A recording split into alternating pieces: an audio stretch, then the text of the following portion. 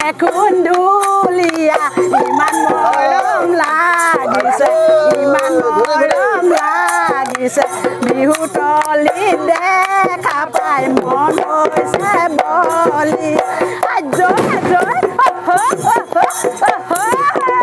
মৰম লগাই লগাই আজি দেখো নাচনি আজি দেখো নাচনি ইমান মৰম লাগিছে বিহু তলিত দেখা পাই লৈ যাম লাগিছে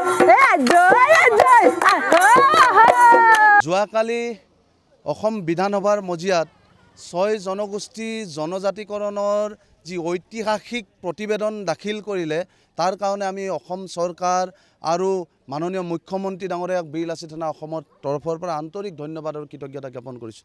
6 জনগোষ্ঠী জনজাতিকৰণ এটা সংবিধান প্ৰদত্ত অধিকাৰ আছিল। এই 6 জনগোষ্ঠী জনজাতিকৰণ প্ৰক্ৰিয়া জন্মস্বত্ব অধিকাৰ আছিল।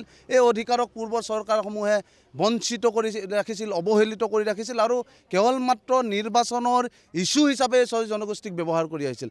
এইগৰাকী মুখ্যমন্ত্ৰীয়ে 6 জনগোষ্ঠীৰ মৰ্মবেদনা উপলব্ধি কৰি 6 জনগোষ্ঠীৰ দুখৰ কথা তেওঁলোক অনুভৱ কৰি তেওঁ আগবাঢ়ি আহিছে 6 জনগোষ্ঠীক জনজাতিকৰণ কৰিবৰ বাবে।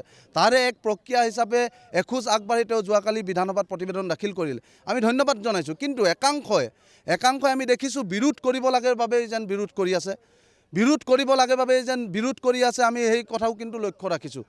চৰকাৰ পূৰ্বতেও আহিছিল, চৰকাৰ ভৱিষ্যতলৈও আহিব, কিন্তু এই 6 জনগোষ্ঠী নিৰ্বাচনৰ বৈতৰণি পাৰ হোৱাৰ ইস্যু নহয়। এই পূৰ্বৰ চৰকাৰসমূহে এই 6 জনগোষ্ঠীক কেৱল মাত্ৰ নিৰ্বাচনৰ ইস্যু হিচাপে ৰাখিছিল। কিন্তু এই বিজেপি চৰকাৰখনে, এই মুখ্যমন্ত্ৰী ডাঙৰীয়াই এই 6 জনগোষ্ঠীক জনজাতিকৰণ কৰিবৰ বাবে সাহসিকতাৰে আগবাঢ়ি আহিছে। আমি তেখেতক ধন্যবাদ জনাব লাগে। আমি লক্ষ্য ৰাখিম যে এই প্ৰতিবেদন কেৱল মাত্ৰ বিধানসভাতে ৰাখিলেই নহ'ব, ইয়াক লোকসভা আৰু ৰাজ্যসভালৈ লৈ এখন আইনত পৰিণত কৰি আমাৰ 6 জনগোষ্ঠীৰ লোকসকলক আত্মমৰ্যাদাৰে স্বাভিমানেৰে জীয়াই থকাৰ এক পৰিৱেশ দিব লাগিব। আমাৰ 6 জনগোষ্ঠীৰ ভূমিৰ অধিকাৰ আমি পাব লাগিব, অৰ্থনৈতিক অধিকাৰ আমি পাব লাগিব আৰু ৰাজনৈতিক অধিকাৰেৰে আমি এইখন ভূমিত আমি আত্মগৌৰৱেৰে সন্মানেৰে জীয়াই থকাৰ পৰিৱেশ আহিব লাগিব আৰু তাৰ পদক্ষেপ লৈছে। আমি ধন্যবাদ জনাইছোঁ। বিৰোধ কৰিব লাগে বাবে আমি বিৰোধ নকৰোঁ। মুখ্যমন্ত্ৰীৰ ভাল নীতিক আমি বীৰ লাচিত সেনাই প্ৰশংসা কৰি যাম আৰু বেয়া নীতিক আমি সমালোচনা কৰি যাম। জাতীয় সংগঠন হিচাপে আমাৰ দায়িত্ব সেইটো সদায় থাকিব। আৰু আপোনালোকে দেখিছে যে কংগ্ৰেছে যোৱাকালিৰ পৰা বিৰোধ কৰি আমাৰ এই 6 জনগোষ্ঠীয় নেতৃত্বক যি সমালোচনা কৰিছে, তেওঁলোকৰ প্ৰতি আমি আহ্বান জনাইছোঁ। যিসকলে প্ৰতিবাদ কৰিছিল তেওঁলোকেতো সমৰ্থন জনাইছে, যিসকলে আন্দোলন কৰিছিল তেওঁলোকে যোৱাকালি আনন্দ উল্লাস কৰিছে। 6 জনগোষ্ঠীয় লোকে ৰাজপথলৈ আহি চৰকাৰক ধন্যবাদ জনাইছে, শুভেচ্ছা জনাইছে, মুখ্যমন্ত্ৰীক শুভেচ্ছাৰে উপচাই পেলাইছে। আৰু আপোনালোকে কি কৰিছে? আপোনালোকে কেৱল মাত্ৰ সমালোচনা কৰিছে।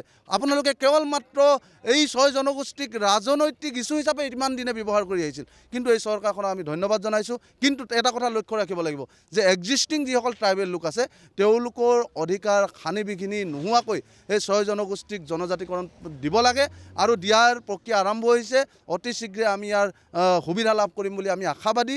আৰু আমি ক'ব বিচাৰিছোঁ যে 6 জনগোষ্ঠী জনজাতিকৰণ কেৱল এই জনগোষ্ঠীকেইটাৰ উন্নয়ন নহয়, অসমত খিলঞ্জীয়া মানুহৰ আধিপত্য, খিলঞ্জীয়া মানুহৰ প্ৰভুত্ব, খিলঞ্জীয়া মানুহে আত্মমৰ্যাদাৰে সগৌৰৱেৰে জীয়াই থকাৰ এক পৰিৱেশ আহিব আৰু এই পৰিৱেশৰ এক পৃষ্ঠভূমি তৈয়াৰ হৈছে। মুখ্যমন্ত্ৰীয়ে পৃষ্ঠভূমি তৈয়াৰ কৰিছে। তাৰ কাৰণে আমি বীৰ লাচিত সেনা অসমে ধন্যবাদ জনাইছোঁ। বহুত চৰকাৰ আহিনে, কংগ্ৰেছ আহিনে, SJP আহিনে, সকলো আহিনে, কিন্তু কোনো আমাৰ কামখিনি আমাক স্বীকৃতি নিদিলে।